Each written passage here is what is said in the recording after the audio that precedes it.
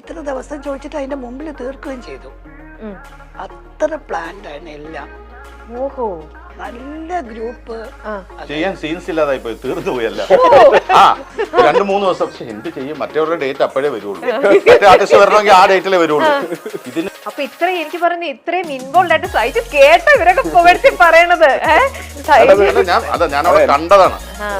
അല്ല, നമ്മുടെ മൊത്തം ടീമിനെയാണ് കൊടുക്കുന്നത്. മനസ്സിലായി, അതറിഞ്ഞ അതൊരു പ്രൊഡ്യൂസർ എന്നുള്ള രീതിയിൽ അഭിമാനിക്കാമല്ലോ. നമ്മുടെ പ്രൊഡക്ഷനിൽ വരുന്ന ഒരു ഇതിന് ഇത്രയും നല്ല രീതിയിൽ പറയുമ്പോൾ.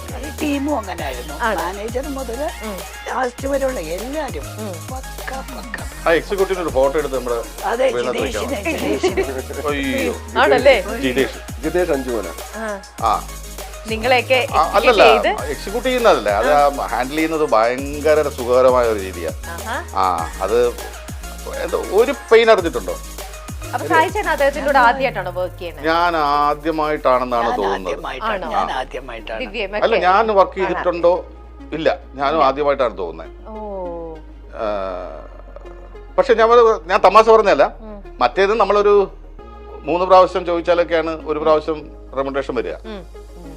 ഇത് നമ്മള് ഇന്ന് ചോദിക്കാം എന്ന് വിചാരിച്ചിരിക്കുമ്പോ ചേട്ടാ അക്കൗണ്ടിൽ വന്നിട്ടുണ്ട് നോക്കിയിട്ട് പറയും. എല്ലാവർക്കും സത്യം പറയാണ്, ഞാൻ ആ വക കാര്യങ്ങളിലൊക്കെ പക്ക. അതൊക്കെ ഫുഡിന്റെ കാര്യത്തിലായാലും ശരി തന്നെ, അവിടുത്തെ ആൾക്കാരുടെ പെരുമാറുന്ന രീതിയിൽ ഷൂട്ടിംഗ് തീർന്ന ഒരു വിഷമം തോന്നിപ്പോയി.